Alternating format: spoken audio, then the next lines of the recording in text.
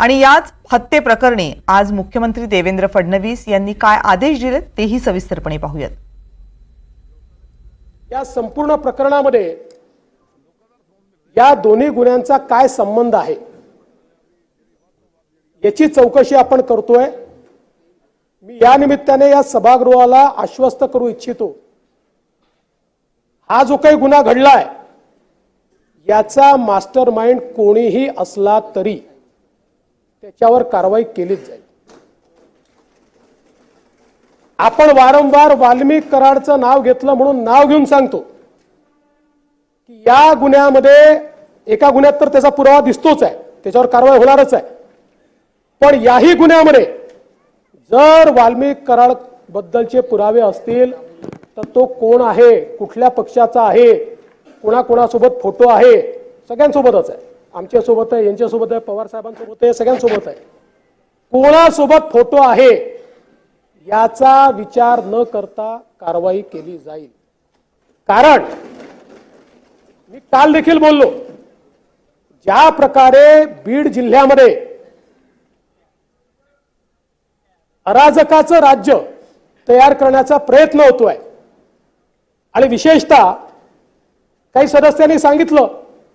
सुरेश अण्णांनी देखील सांगितलं, कोणावरही 307 लावायच्या, कोणावरही वेगवेगळ्या केसेस लावायच्या। मला असं वाटतं की अतिशय चुकीचं या ठिकाणी घडतं आहे आणि पोलीस प्रशासनाची जबाबदारीच आहे। मी काल देखील डीजींना सांगितलं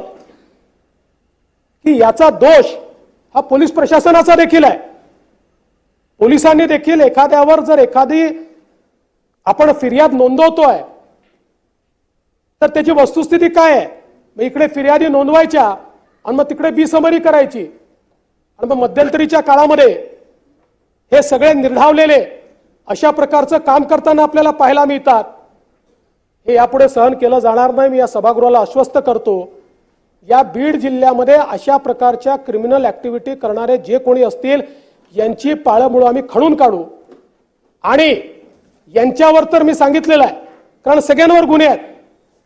त्यामुळे 302 वगैरे सगळं तर लागेलच, पण सोबत यांच्या सोबत काम करणारे जेवढे लोक आहेत वेगवेगळ्या गुन्ह्यांमध्ये हे सगळे एकत्रितपणे मकोकाच्या गुन्ह्याला पात्र होतात, त्यामुळे यांच्यावर मकोका देखील या ठिकाणी लावण्यात येईल। पुराणवयानेही जे जे लोक या गुन्ह्यामध्ये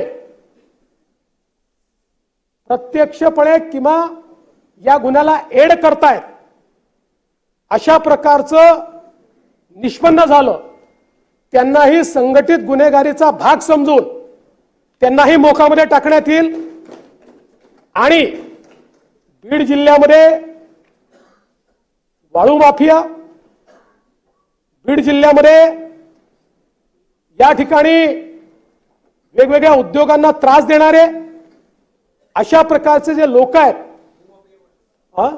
भूमाफिया पण असतील, एक मोहीम हातामध्ये घेऊन या सर्व लोकांवर संघटित गुन्हेगारीच्या अंतर्गत त्या ठिकाणी कारवाई करण्यात येईल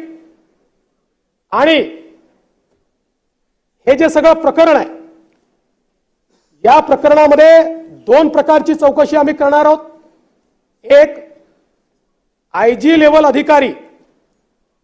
यांच्या अंतर्गत एसआयटी तयार केलेली आहे, ती एसआयटी या प्रकरणाची पूर्ण चौकशी करेल आणि दुसरीकडे,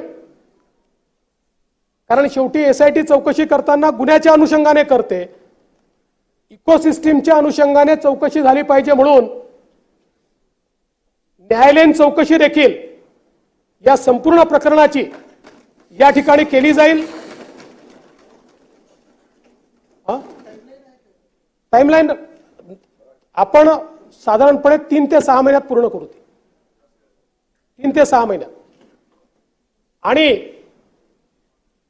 स्वर्गीय संतोष देशमुख जे आहेत यांच्यासारखा एक युवा सरपंच, खरं म्हणजे मी मगाशी देखील बोललो, कोणाच्या जीवाचं मोल आपण पैशाने करू शकत नाही, तथापि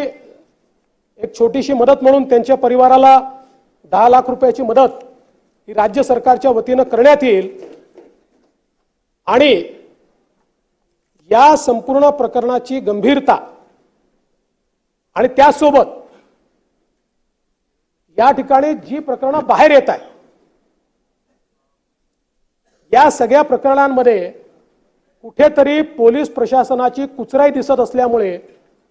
बीडच्या एसपींना ट्रान्सफर करण्याचा निर्णय हा या ठिकाणी मी घेतलेला आहे।